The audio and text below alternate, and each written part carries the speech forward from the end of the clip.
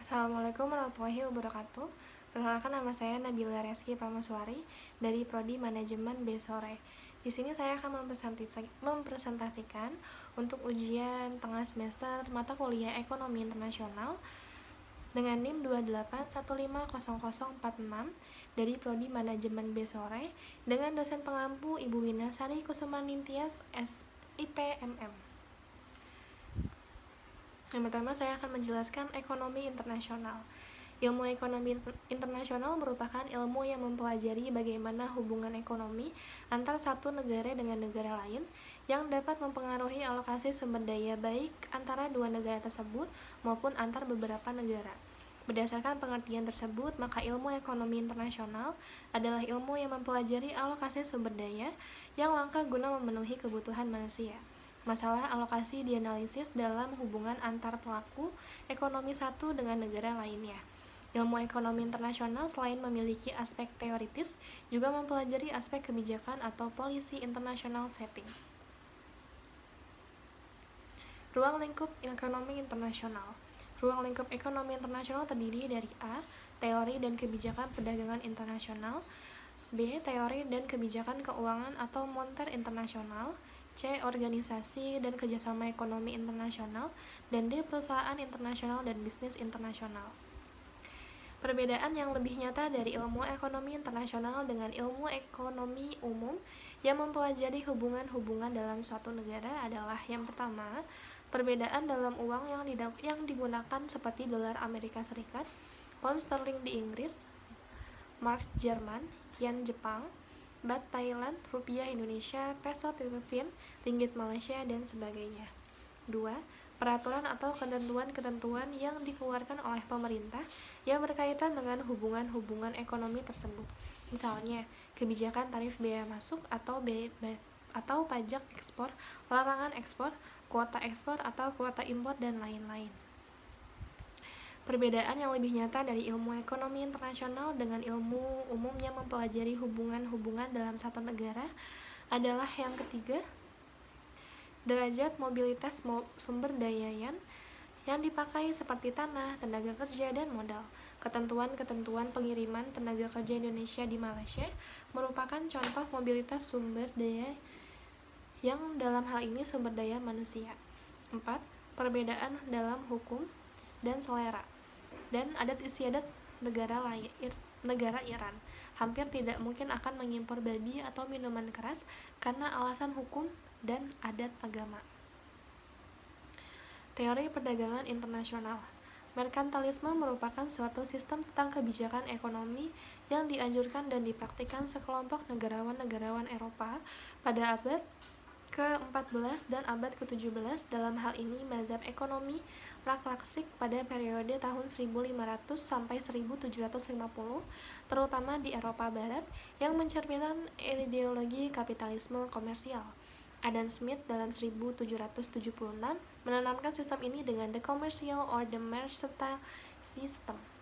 Jadi merkantilisme belum merupakan suatu teori perdagangan, namun masih merupakan ide yang dianjurkan oleh para penganjurnya seperti Sir Josiah Child, Thomas More, John Bodin von Honich. Merkantilisme mazhab praklasik dalam perdagangan internasional.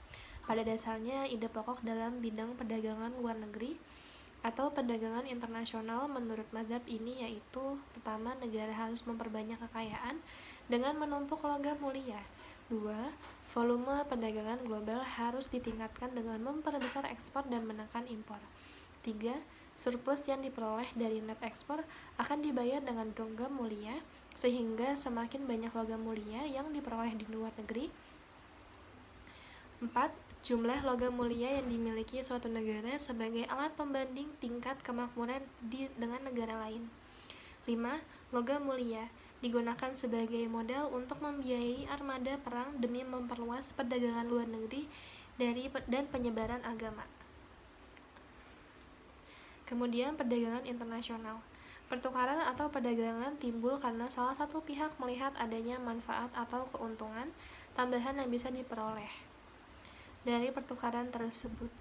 Jadi motif atau dorongan bagi orang untuk melakukan tukar-menukar adalah adanya kemungkinan diperoleh manfaat tambahan tersebut.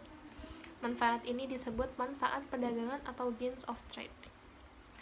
Perdagangan hanya akan terjadi apabila paling tidak ada salah satu pihak yang memperoleh keuntungan atau manfaat dan tidak ada pilihan lain yang merasa dirugikan. Ini selanjutnya berarti bahwa perdagangan bila terjadi adalah sesuatu yang selalu baik.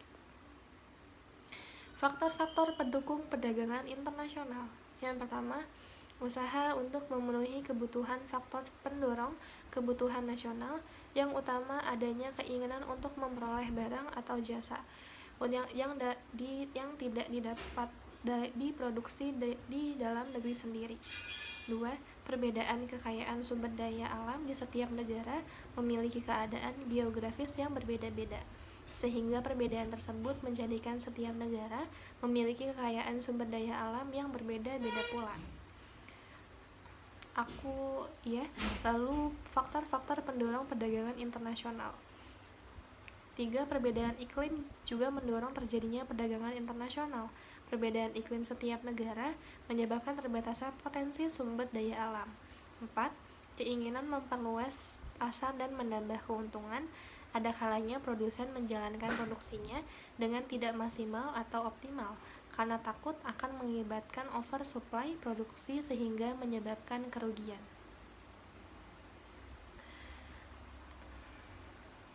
Lembaga-lembaga ekonomi dan perdagangan internasional.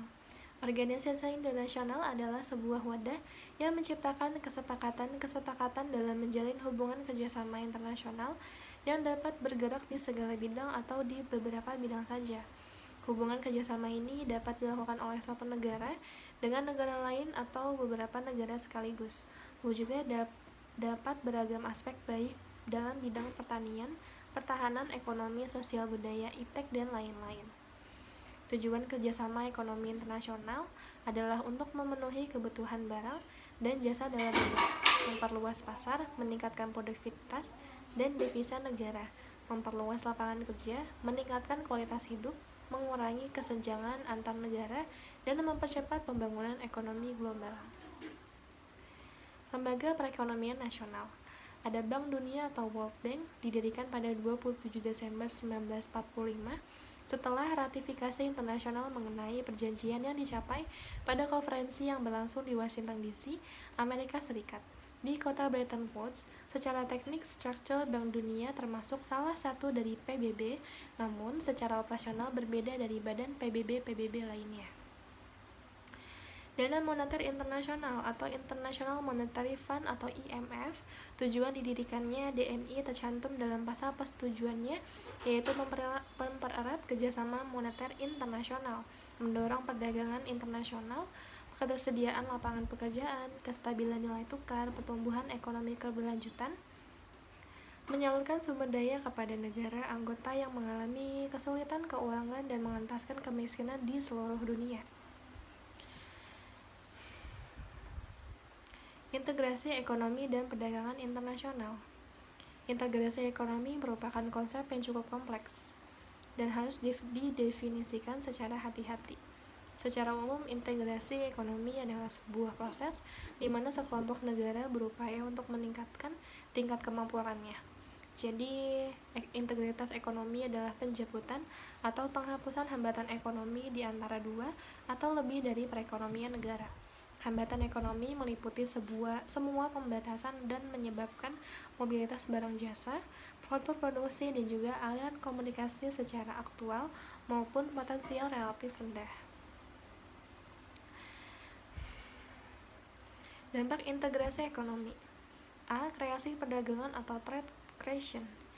Kreasi perdagangan terjadi apabila sebagian produk domestik di suatu negara yang menjadi anggota Perserikatan Pabean atau negara luar yang bukan anggota digantikan impor yang harganya lebih murah dari anggota lainnya.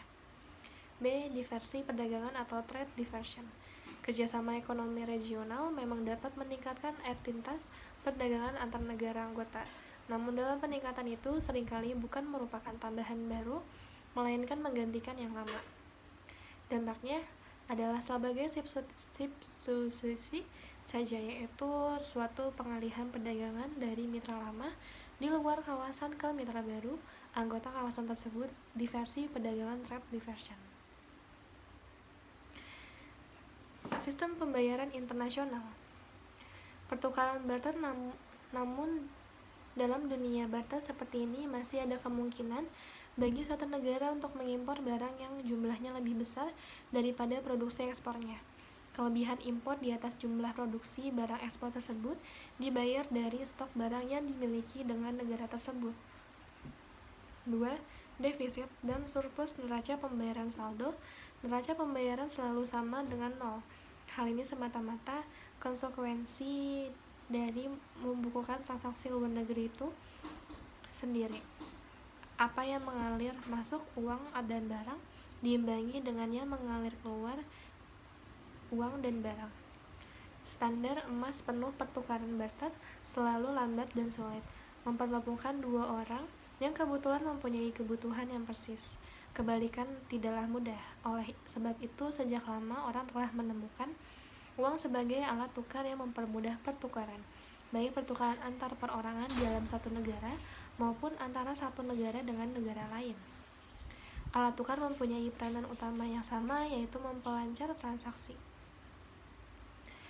Mekanisme hume ekspor bertambah dan impor menurun akan berlangsung sampai defisit dalam neraca pembayaran yang semula timbul akhirnya hilang dan neraca pembayaran kembali seimbang.